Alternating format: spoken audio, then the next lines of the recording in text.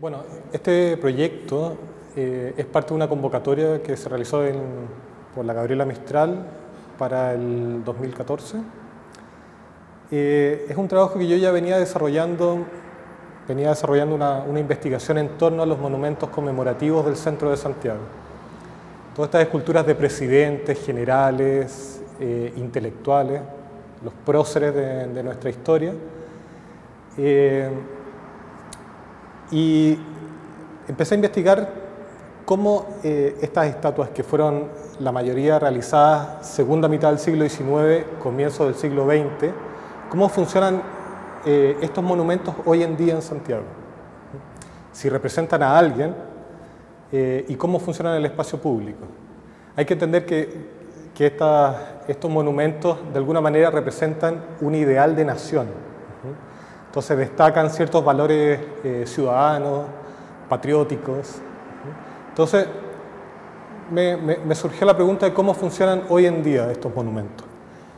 Me empecé a dar cuenta que muchos de estos monumentos funcionan como monumentos invisibles. La gente pasa al lado de ellos cotidianamente, la gente que trabaja acá, y no sabe que existen, ni mucho menos a quién representan. Entonces me di cuenta que había una especie de vaciamiento del significado de estos monumentos. Y lo que traté de hacer es justamente enfatizar ese vaciamiento por medio de la fotografía, el video y los medios digitales. La operación que realizo es borrar la identidad de estos monumentos. Para ello ocupo un elemento propio de cada uno de estos monumentos, que es el pedestal. El pedestal, bueno, es el elemento que eleva la escultura sobre la altura media de los transeúntes. Yo también lo veo un poco como un espacio de transición entre la cuneta, la calle y esta escultura de bronce. Al cubrir la estatua figurativa, borro también el nombre y ciertas inscripciones que aparecen en el pedestal y dejo a la vista ciertos elementos que son repetitivos dentro de la escultura, ya sea los pies, algún brazo, las patas de los caballos. Lo que hago con esto es empiezo a agruparlos en cuanto a sus poses, más que por el personaje que representaban. Entonces, con esto construyo series que son prócer de pie, por ejemplo, donde están presidentes, alcaldes, pero solamente se agrupan por la pose. La pose en la escultura tiene unas cosas que son bien interesantes. Por ejemplo, en el caso de las esculturas ecuestres, hay una cierta norma que no se sigue tanto hoy en día, pero dependiendo de las patas de los caballos, se cuenta cómo murió el prócer o el jinete.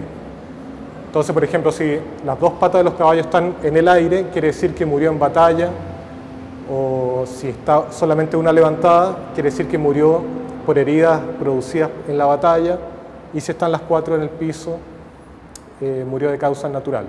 La exposición se compone de, bueno, la primera sala son 14 fotografías digitales, las cuales están agrupadas en 4 series. Son fotografías en blanco y negro, de un tamaño no tan grande, pero me interesaba mucho que se entendiera como estas series, como agruparlas de alguna manera. En la sala 2, que es la sala más grande, hay una videoinstalación que funciona dentro de la misma lógica, la idea del monumento, como de generar esta ficción, pero me interesaba presentar el video porque muchas veces siento que en la foto fija la gente suele decir rápidamente, ok, es Photoshop, como una salida rápida al enfrentarse a una imagen. Todavía con el video hay unas ciertas, como que el engaño funciona más todavía, aun cuando hemos visto un montón de películas de Hollywood y todo, pero todavía sentimos como que es un poco más real, más verosímil.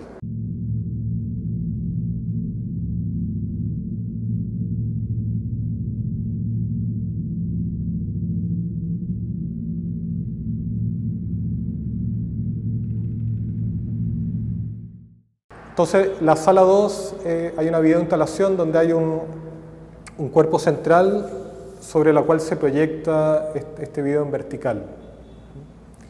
Ahí hay una cosa que a mí por lo menos me llamó harto la atención, es cómo desarmar un poco la forma de filmar o de grabar y pasar del horizontal al vertical. Entonces, es completamente distinto, funciona dentro de otra lógica. Para mí era mucho más propio del monumento, o sea, acentuando esa verticalidad. Lo otro que es interesante de la sala de video es, esta sala tiene una vitrina hacia la calle. Claro, por la luz que entra me quema un poco la proyección, entonces había un problema ahí de no quería perder la visibilidad desde la calle, pero quería mantener una cierta oscuridad. Y por lo mismo generé esta pequeña como ranura, como ventanilla, para tener esas dos instancias, la vista desde la calle, quizás un poco más íntima, como acercándose a la ventanilla, y no perder la oscuridad de la sala.